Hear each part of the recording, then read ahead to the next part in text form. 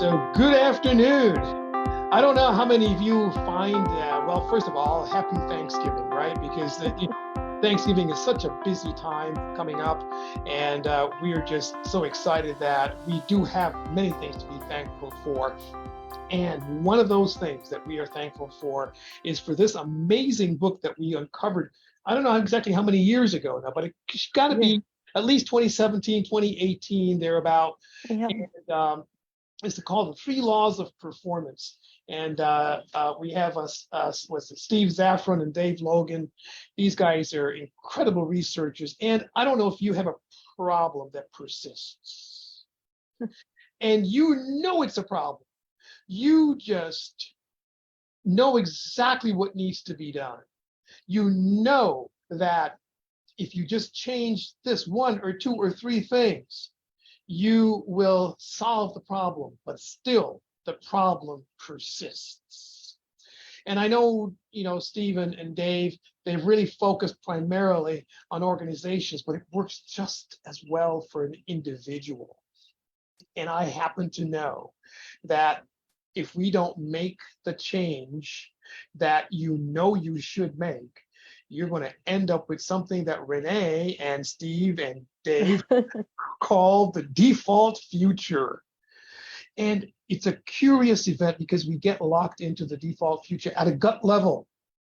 We get locked into the default future because we know the problem, but we're focusing on the problem, and we have this series of things that go unsaid.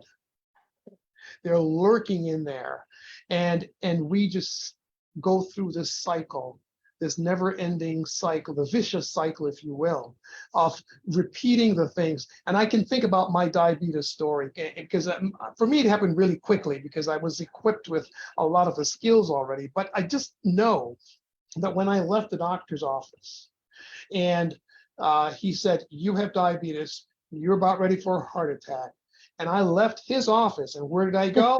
I went to my banana Ice cream split. Sunday. Ice cream? No, it was a banana split. Banana split. Yeah, Okay. banana split with all of the possible toppings. And I was in denial.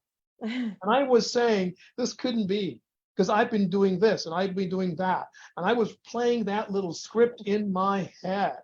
And there was a reality out here. The fact was I had diabetes, but I wasn't paying attention to the facts. I was paying attention to how this whole thing occurred to me.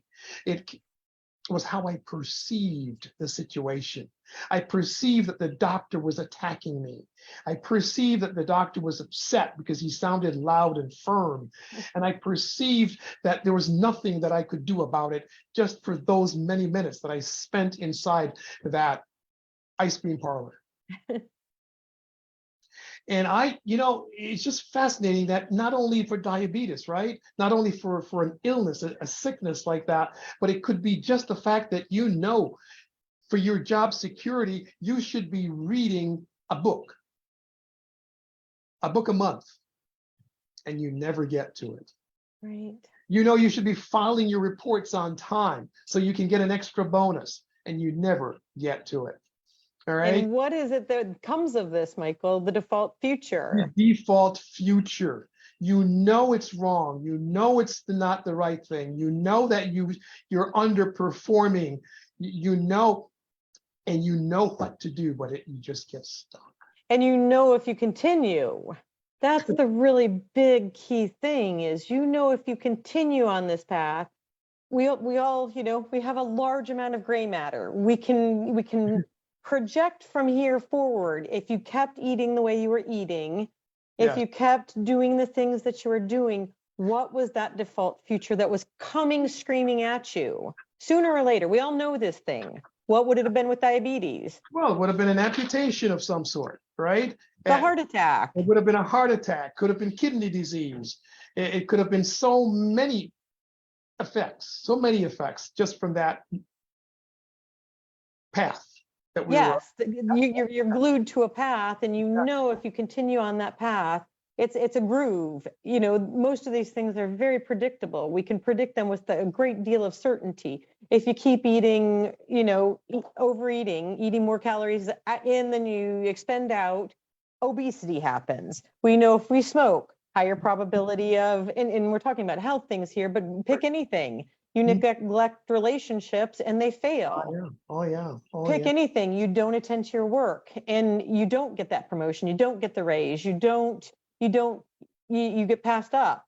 You know that these are very high probability things if you continue on that well-trodden path. These aren't mysteries. We live in a pretty finite planet where the outcomes are pretty predictable, but we duck that default future because a lot of times we don't even know what to do about it. But the thing about that default future is seeing it so clearly and understanding the pain of that. Really get, we talked about visualization last week, right? Yes.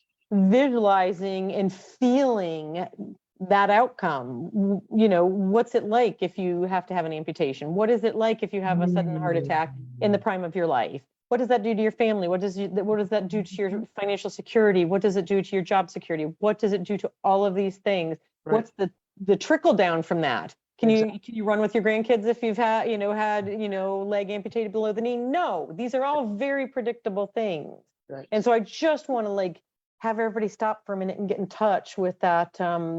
There's an area we know we're all ducking, right? I mean, me, the same thing as you, Michael. I mean, I know, I'm potentially on the track for, pre-diabetic kind of thing. I love my sweets, and it's like, you just want to duck it because you don't know what to do about it, or you don't know how to get yourself to take that action. And so I just want to point out that default future is a really, to touch base with it, get really clear with it, and hurt from it, because that's coming at you whether you like it or not. That is so right. And the thing about it is, it's not only individuals, but it's also organizations that have a default future. Yes. And the relationships. And one of the things to know that the default future is connected to your past. It's connected to your beliefs. It's connected to your hopes, to your assumptions. It's connected to everything about you that where you live, your culture, all of those things help to determine what this default future comes out to be based on your perceptions and your experiences. And sometimes we get trapped right there because we want to keep the status quo, and we're not willing to venture into something that we don't know. There's momentum.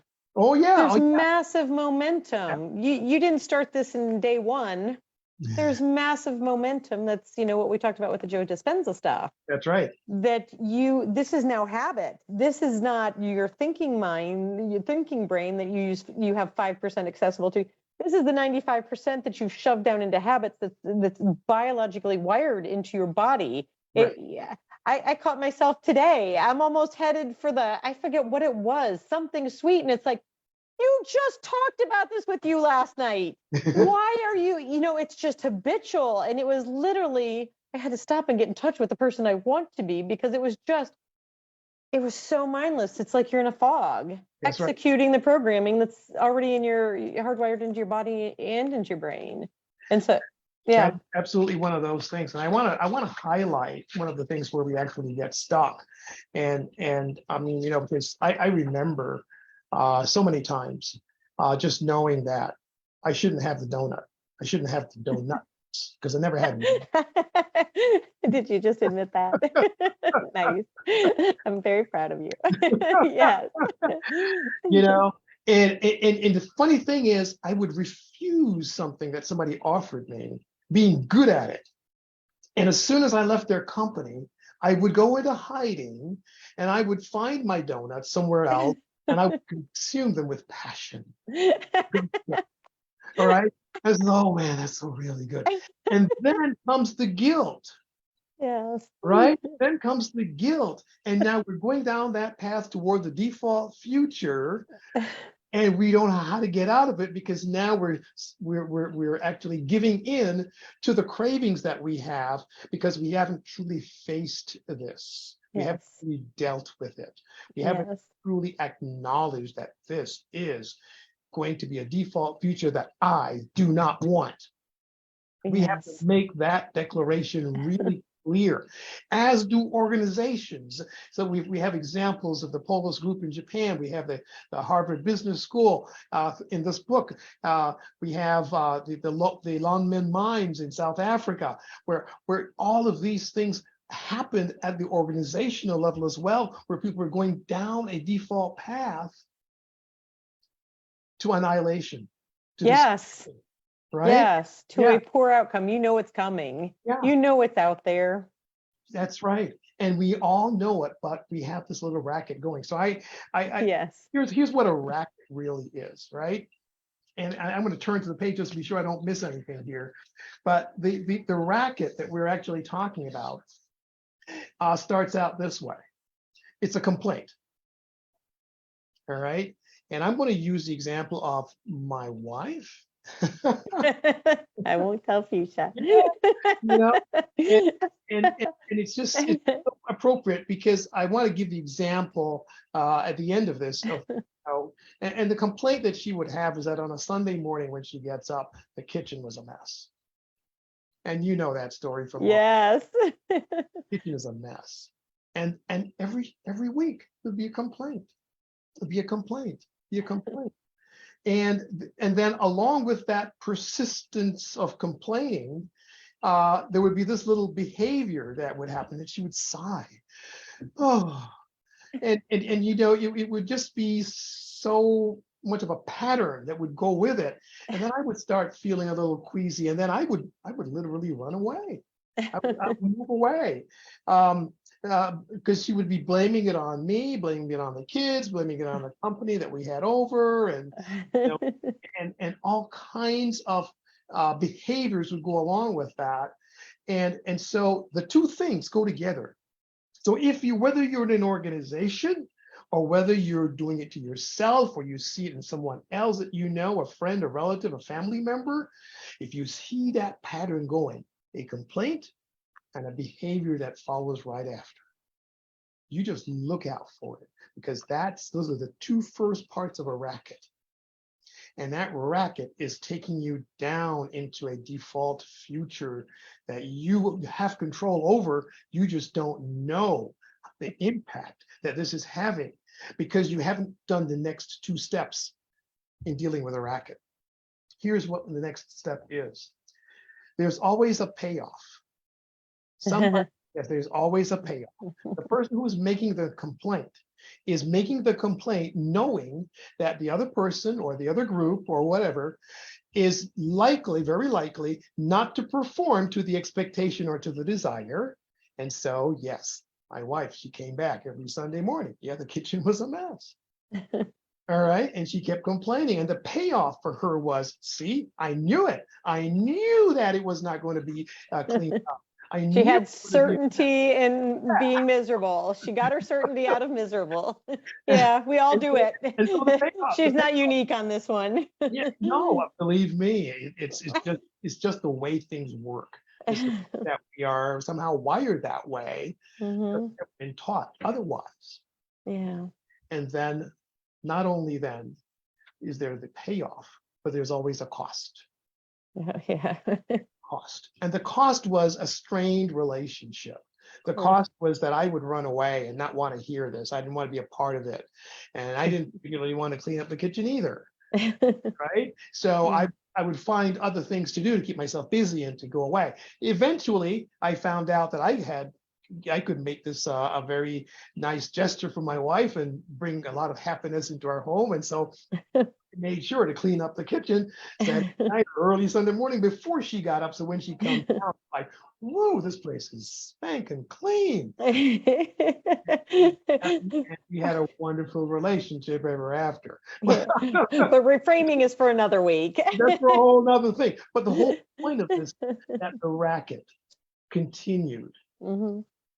And so if we don't know what the cost is, if we never stop and identify exactly what the cost is, and when we get to that level where we evaluate the cost, that's called completion. Okay. Yes, that's called completion. And so when we get to that point, so you know what? I do not like that expensive whatever, that loss of That outcome, that outcome, that right? negative outcome. Negative outcome. If it persists, it's negative. Right, exactly, exactly. So that whole process goes on. And so please know that we also want to, so we have 4 steps here that we want to do in order to get out of this. The first one is to examine any persistent complaints. So if you have a persistent complaint going on, you hear it, you're in yourself doing it, right? Examine what you think and realize that that process is holding you back. Realize that these complaints are not based on facts. They're actually based on how you perceive those things to be. Ah, okay. You're going to get into that further, I assume. Yes. Excellent. Yes. How they occur to you. Because Yes. everybody, because of their different backgrounds, everybody has a different interpretation, a different viewpoint, a different worldview of whatever the thing is. So let's say, for example, that, I see the kitchen dirty, but it doesn't bother me. Right. All right. But the fact is that the things are not taken up, but the interpretation, the feeling, the experience that I'm having is based on my perception about the situation. Right. And I want to point this out. This is very key in everything. Excuse me. I think we all think, we're the center of our universe. We think how we think is actually the right way to think and the only way to think. Yeah. And so I think it's a place that we get in a lot of trouble in a lot of ways, in relationships, particularly, as to we get solidified in that way of thinking and we're stuck in it. So then so if there is something that is not satisfying to us, we're stuck in this way of thinking about it, and we don't actually have access to other ways of thinking about it or ways to frame it differently, to have a different experience of our life, our world, or the options that we have available to us. Because if only he, she would do X, Y, Z, then everything would be right because I'm right. That's kind of the format, correct? That's right. And the other person is doing, or the other people in the situation, if it's a group, are doing the same thing. So then truly, then we're stuck. Yes, it's about perception. It's about the interpretation. Yes. It's about how those things refer to us. And linked very closely is the way we see it to the performance that we accomplish, that we have. And so the things that I do in response to the environment are based on how the environment occurs to me. And the other person's doing the same thing. So we can have people, 15 people, 20 people. Each one is having their own interpretation of it. And nobody is addressing the fact. They're addressing their feelings about the way based on the way they perceive it. That's the amazing part about it. So is this the end point then, Michael? Is that what you're saying? That this is the end point of addressing the feelings of that? Yeah. Okay. That's right. Okay, go ahead. So now we have to open up and actually ask the questions. So how does this occur to you? What is it that you understand but from this situation? How is it making you feel? How is this situation impacting your performance? What is it about this that you notice that bothers you? And to really have an exchange about this. And I think what's the meaning you give to it? What's the priorities that you have regarding it? What are the constraints that it causes you? Exactly. Good questions, right? Asking good questions of the other person for true understanding. For true understanding. And by understanding it, we can better explain, we can better understand, and we can actually get to the heart of the issue, because the fact itself doesn't change. Yes. The fact that we are not performing at the level that we should. And that you're heading in a direction.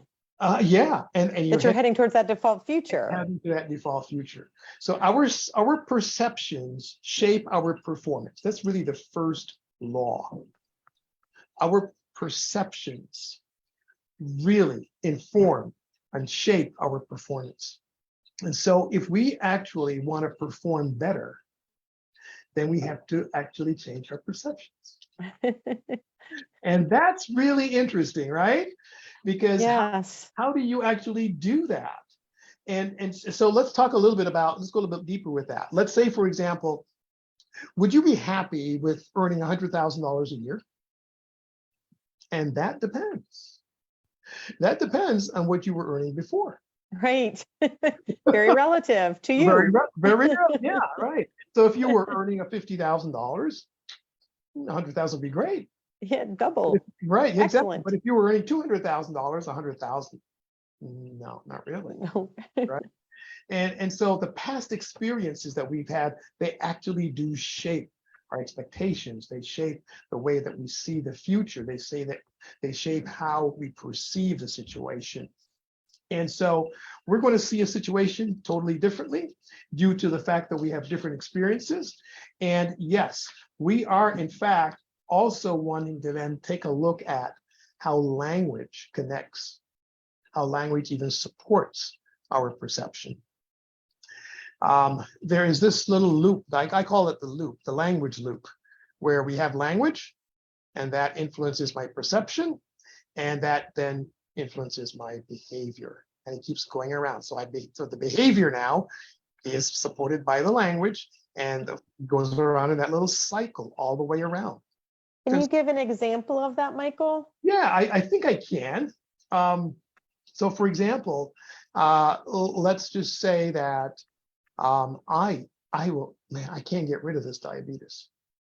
So there's the language. There's the language, right? And so that reinforces what I'm thinking already anyway. The beliefs. The beliefs. Yes. Yeah. It already relieves my perception about the situation, the way it occurs to me. And then I behave that way. I actually sneak and get a donut. Eat the donut. Right. And, Yeah. and so, yeah. And so This is hopeless. Might as well eat the donut. exactly. And so we keep going through that little, I call it the vicious cycle of language, the way language impacts our perception, our behavior. It keeps just going through that loop. And so one of the things that we need to do is to really to change our futures, to change the language. And that's one of the fascinating things, because if we can somehow say, wait a minute, in fact, that's what actually happened to me in the ice cream parlor. Oh, is it? Yeah, I'm sitting with my banana split.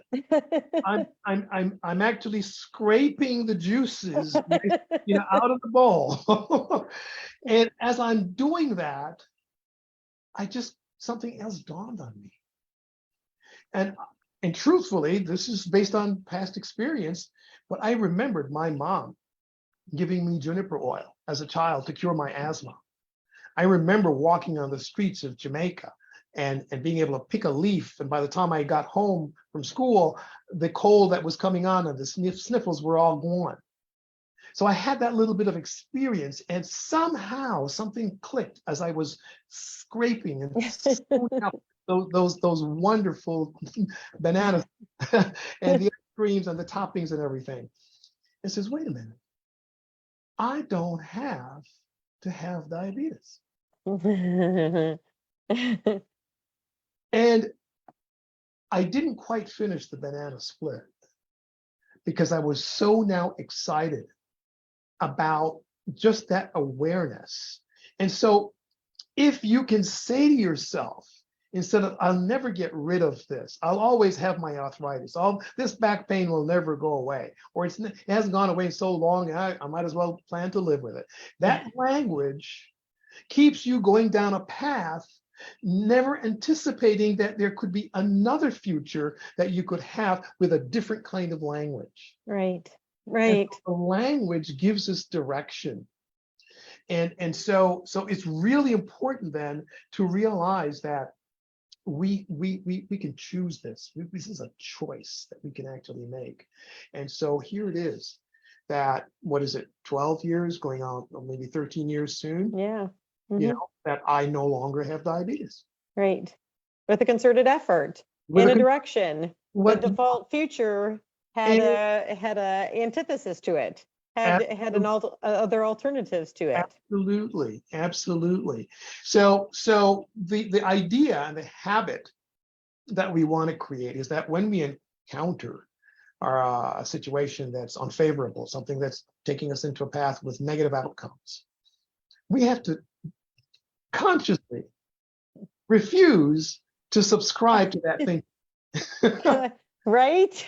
Intentionally Yes. say, wait a minute, I can turn this around. I'm not even to say I can turn this around. It is, I do not need to experience this. I don't want this, and my experience is going to be one where I am diabetes free. What do I want? What do I want? Right. I want to rate. We're going to be an institution, an organization, a system that outperforms the competition. Right? We're no longer going to be at the bottom of the barrel. We're no longer going to be underperforming. We are going to find a way out. And leaders many times have to do this in an organization, but we have to do it for ourselves as well, because it's actually that self-talk, that inner voice that's going on that actually holds us back. And so just knowing that the language. So the third law of performance is actually one in which it goes like this. We use future-based language. Future-based language. And that allows us to plan the future. That allows us to say, my future is bright. And I will no longer subscribe to the negative outcomes that I have been living with. And my future is now going to be one without the whatever, or with the thing that we want. And now that language, after you have confronted the default future, you identify that you really don't want it. You've acknowledged also that the language, that inner voice, the language you've been using, and even the language you've been speaking out loud, regardless, has actually been boxing you in. It's been keeping where you are. Then you leave that behind and don't even focus on the problem anymore. Focus on the future. Yes. The desired future. Yes. And I think you and I have come into a place in our lives, Renee, where we're in a path that's amazing. Right. And there's so many people that are being helped because of what we're doing. Right? We're talking to people, we're inspiring them. They're seeing things that we're doing, and they have no idea how we struggled just going around in this vicious cycle. Absolutely.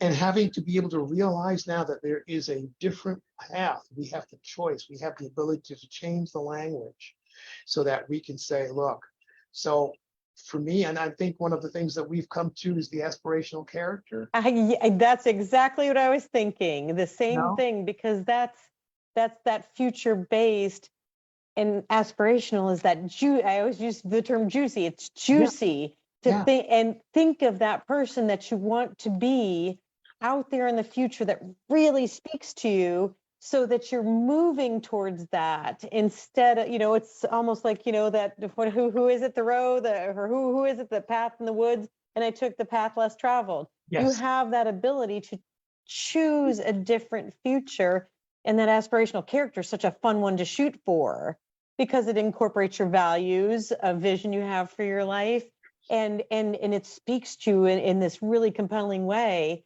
that allows you to separate from that just kind of that default future. Is you're kind of numb to it. Yes. You don't really want to look at it. It's kind of off there in the side, in the haze, or the back of your mind, and you don't really want to look at it because it's unsavory. You know where you're headed. It's unsavory. Nobody wants to land in the hospital with a heart attack. Right. And so, you have no way out of it. You don't know the way out of it. So you just kind of ignore it because you have nothing else you can see to do about it. But there is something to do about it. That aspirational character is one of those things. And like I said, embedded in it is your values, your purposely chosen values that also speak to you. Absolutely. So just to give two examples and two terminologies, I think it would be helpful. Descriptive language is what we typically use when we are going to our default future. Mhm. All the things that have happened, all the reasons why it won't work. We know all the people that will never change. We talk about all of those things. That's descriptive language. Yes. We leave that behind and we do future-based language. And Is it descriptive also? I assume. it is descriptive, but it is not based on the past. Okay. It's totally not Yes. based on the past. And a good example, Martin Luther King Jr., I have a dream. Mhm. All right. That took the country by waves. Yes. Right? Yeah. Aspirational language. That's correct. Yes. I mean, even Benjamin Franklin naming America. All right. He projected a new reality with 13 warring colonies would become one nation. Yes. All right. Just by naming it as a Mhm. group of colonies to become one nation, just that act alone helped to create a whole different future for this country. Yeah. All right. And so these are profound. So we can actually craft that. And if you're working in an organization, get everybody together to craft this new outlook, this new level of expectations and performance, and work together at it. And, and so that gives us an assurance Yes. that there is the ability to use language to make those huge changes. And you get down a different path altogether. So your outcome is going to be so much different than. Mhm. So, Absolutely. so let me just give repeat the steps that are needed in order to do this for our audience. So the first thing to do is to separate the facts from the interpretation. Realize that facts don't constrain you. It's the language, it's your perceptions that actually constrains you. The second thing is describe the default future and make sure that you don't want it. Tap into it deeply. Tap into it deeply. Emotionally. Spend some time there and acknowledge it. If I keep doing what I've been doing, or we've been doing, we're heading down this path that we don't want, that I don't want. That is really, really important. And the also completion. All right, completion means the peace. It means making peace with what happened. So yes, we acknowledge that, you know what, I offended so and so with my actions. I felt offended by that other person's actions. Let's go there. Let's make that. I made bad decisions in my life. Come to that acceptance. That's called completion, when you actually acknowledge that. Mm-hmm. And then once you have that, you may want to have conversations with people. You want to, just really go through that process, acknowledging it, and then explicitly state how you're going to have a different kind of relationship. In this case, in the case of my diabetes, I would explicitly state to myself the kind of lifestyle that I'm going to live. Mm-hmm. I was determined to find the research to cure diabetes naturally without any medication. I never filled the prescription that my doctor insisted that I take. He says, you'll never control your diabetes unless without it. And I said, no, I don't agree with that. I think there's a better way. And I went and I did the research for it. And so I went back and I told him that. All right. So there was no misunderstanding. I said, look, you know what? I really didn't take your prescription. And the reason is because I wanted to explore another kind of lifestyle approach. Mm-hmm. I got here by lifestyle. I want to get out of it by lifestyle, right? Yeah. And then he said, whatever you did, keep on doing it. Can't argue with it. I got the test results before and after. Yeah. Absolutely. Right. And so, those steps are really important for us. So before we just jump into future-based language, we want to take those two steps. to be able to ensure that we remove any of those things that are lurking in our emotions, lurking in our relationships, to be sure that we actually get rid of those drawbacks, those obstacles that would otherwise stand in the way and keep us in that loop. And then we start using future-based language, we paint a whole new picture. And the reason for those two steps is because, let's say that there's an artist and has a wonderful painting, but there are a few mistakes that can't be easily corrected, either because of the materials or because of the quality of the paint or something. They can't really repaint that picture on the same canvas. It's very difficult to do that. It's much better to have a nice, clean canvas to get started with.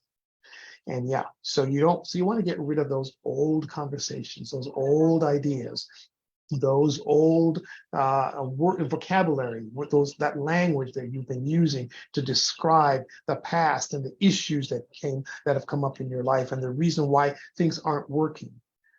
And you start afresh. When you start afresh, you have a future-based language that can now chart you an entirely different future. And so those 3 laws of performance are so powerful, and we've been able to use them. And I really like the analogy, or rather the correlation that we've made with the aspirational character, because that to me makes it even more alive than saying just future-based language, especially for the individual scenario situation. Yes. Where, I'm excited to wake up every morning to know that I'm a 5-dimensional life optimizer. Yeah. Adventure goddess. Yeah. Yeah. Yeah. And subscribe to that. We live it. Right. We're having a conversation. There's never, I noticed it just recently. Every conversation I have is always positive. It's always about the next wonderful experience we're about to have. It's always about the next challenge that we're about to knock out of the way, because we can do it better than done it before. It's all about that. I don't really have time anymore. In fact, a lot of people, you know what happened last week? I shut down almost. I do too. If it's a political conversation, I say, I don't care. That's not what I'm about, and that's what I'm not interested in. I want to talk about forward things that I can do something about and that you can do something about. I don't want to talk about it. And I leave it in the dust, whereas before I would have, allowed that or gone there, just be accommodating. And because you know who you are, what you want, what your character is about, there's things that are in and there's things that are out.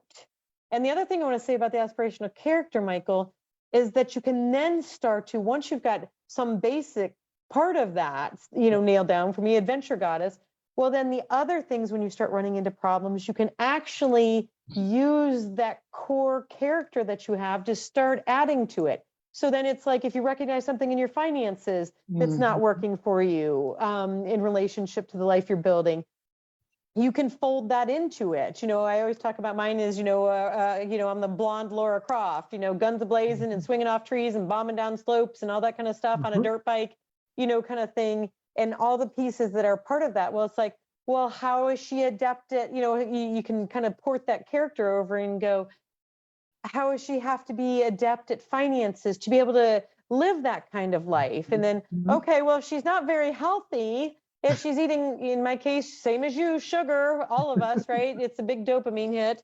And so sugar is a really easy one to pinpoint in most of us. How does that detract from that character? And how does that future-based orientation towards it? It was, Michael, just this morning, I identified an extra aspect of my character last night. I wrote it out in that just exquisite detail, made it nice and juicy and like very sensory filled.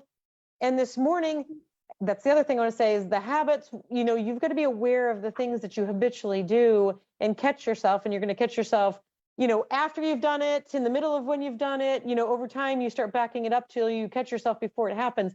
I had made cookies last night because I was bored, just because I wanted to do something. And here they are. There were no baked cookies. They're sitting on my counter this morning on the wax paper. And I walk out and I'm about to start into my day. And it's like, I'm going to make a cup of coffee and I'm going to have one of those. And it was like, you just did this whole, sensory experience and why this was meaningful to you and how it ties into that aspirational character. Yes. And fortunately, I caught it that early because it would have been after usually. And it was like, nah, I took them all. I stuck them in a box and I gave them away, because I couldn't bear to throw food away. But it was like, no, these are leaving the house, and they left the house this morning. It's like, that is not me. That is not who I am. That's not who I chose just last night before I went to sleep to be. And I caught the behavior, because I think there's also two aspects of this. I want to tag into some of the other things we've talked about in recent weeks. Joe Dispenza, we talked about how the habits are wired into your body, into your brain.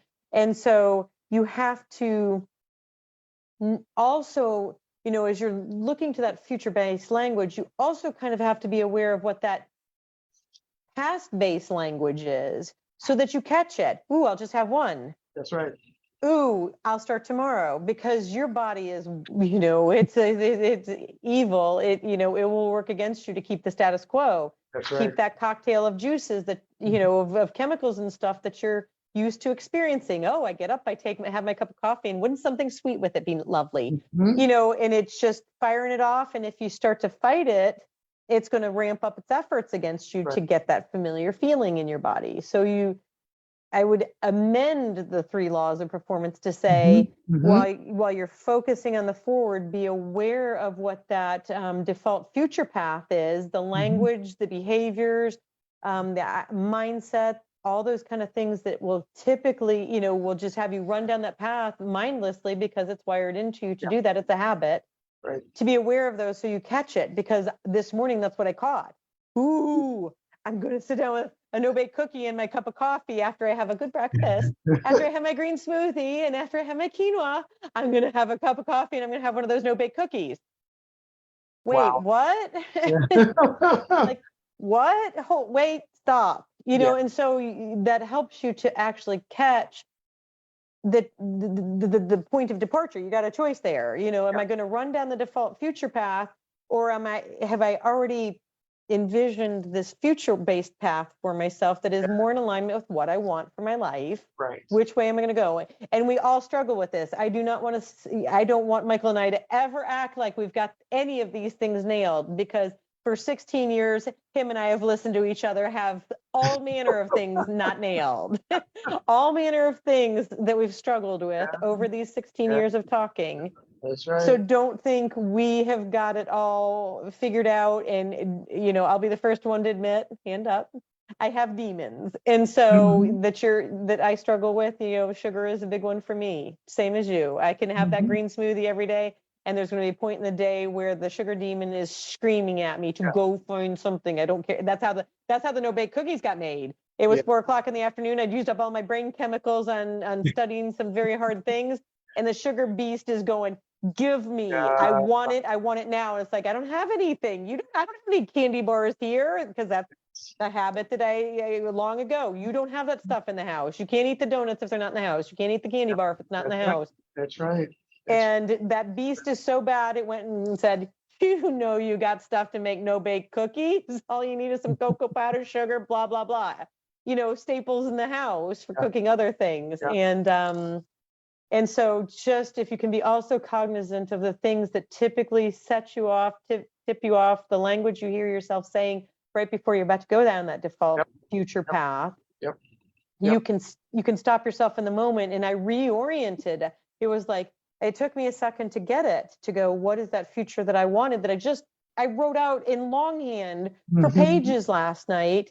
And I had it at my fingertips, kind of, mentally to glom onto that. And and it was nothing. And I haven't had that experience, Michael, honestly, before, where it was such a click over, because I had made that future so crystal clear to me, which is very much part of the smarter vision, is to envision that in sensory detail. And Joe Dispenza says the same thing, such rich sensory detail, that it was like, that's not what I want. Holy cow. And I literally picked all that stuff off scraped each of those off of the wax paper into a box and handed it off to the hubby. I said, you eat them if you want. Mhm. And he left and drove off to Ohio with them. I didn't have to see him again. And this day I've been such a good girl because it was like, you had that one success. And I would also say that too, celebrate your successes. Ah, so huge. And I got to tell you, what you just described, Renee, about, how you used the calling of your aspirational character to make a huge decision. And it may seem small to some people, but when you have this clarity about where you're going and who you're becoming, Yes. it is so powerful. It is much Yes. more powerful than the bad habits and the negative Yes. talk that we are, the inner voices that are giving us those negative messages. It is so much more powerful than those Yes. when we have a clear calling about who we are Yes. becoming. And you're making a vote for it. We've and talked about this. You're making a vote for it. I made one vote for it today. one vote. And that's, Yes. you got to show the ink on your finger because you're celebrating. Yes. Yeah. I did that one thing. And then when I went to the grocery store, Michael, I picked up fruit. I came running in right before this call. I had been over at the grocery store and it was in my head. So then you're growing those synapses, you're growing those ideas, you're pruning off the old. Yes. And you're building and reinforcing that new. And at some point that becomes the habit. That is what becomes the habit, to reach for I got a pomegranate and a couple other things that I picked up over at the store. It's like, oh, raspberries. And it's like, there's your sweet hit, make an improvement and so that's a second vote for the person I want to become in this day. And you're growing those synapses that will then reinforce that better and better each time you take those actions. It's so powerful. And so I like what you said earlier too about the multidimensional aspect of the aspirational character. So to not only do the sensory impressions and having those sensory experiences, but then also to have it different pieces. So like you said, finances, and then you said, diet, and then you said, exercise and relationship, all those key pieces of your life pie. What are those things that an adventure goddess will actually do based on your perception and your idea, your aspiration of that? And so that is huge, because that is exactly how it needs to be. So we have rounded, complete lifestyle that all supports. Absolutely. Yes. The job that you maybe hate all of a sudden is reframed into something that actually works for you. When I had my year-long stint at Amazon, I would have never in a million years thought, Michael, that I could frame that into something that turned out to be extraordinary. And because of the pandemic and COVID and all that nightmare stuff, here I'm stuck in some place that is, for me, just a nightmare. And then I was able to reframe it. It's like, you are in such misery. You are going to find your way out. How are you going to find your way out? And I applied every ounce of my energy to, you know the story. I learned how to trade one ETF on the stock market, day trade it. I make money. I've got an incredible success record on it. I have every single trade on a spreadsheet. I can prove it to you that I go, that year, even though it was a nightmare for me, it propelled me into something extraordinary. It gave me the extra piece of the adventure goddess, because I can be trading that from, where have I done it from? Riding the Trans-America Trail on a motorcycle across the country. I've done it while I've been in Mexico on a motorcycle. Anywhere I've gone, my parents' house in Michigan, anywhere I want. And so it even allows you to reframe those things that are really troubling you, that default future, I'm going to die here in this job that I hate, or it's going to propel you because you're up against, this is no longer congruent with who you want to be, what the future is that you want, to move away from the default future that you don't want. You rewrote the future. You rewrote your life future. Absolutely. In alignment with. That's right. That's right. Yeah. And so all these pieces, as Michael and I talk each week, I want to point out that they all build on each other and they all work together. The aspirational character, the values, smarter vision, the neurobiology of all of these kind of things, reframing how you look at something, how things occur to you, you know, the beliefs that you have about it, the beliefs that you have about life and different aspects of your life and circumstances.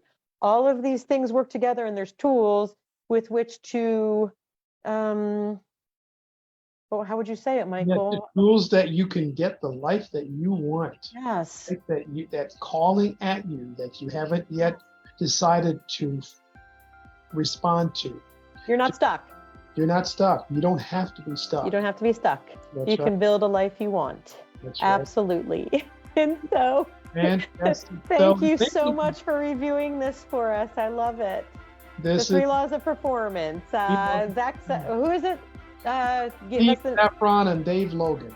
Okay, there we go. Perfect. Yeah. And so next week, I don't know what we're talking about yet. We haven't talked about that. Yeah, I've got a couple of ideas, but sign in to next week, next Wednesday, 6 p.m. for another surprise. Yes. I look forward to that and wish everybody a happy Thanksgiving coming up tomorrow. We have a lot to be thankful for, and not only are we just thankful for things of the past, but we're thankful because we're looking into the future that we want. Happy Thanksgiving, everybody. See you next Wednesday. Bye-bye.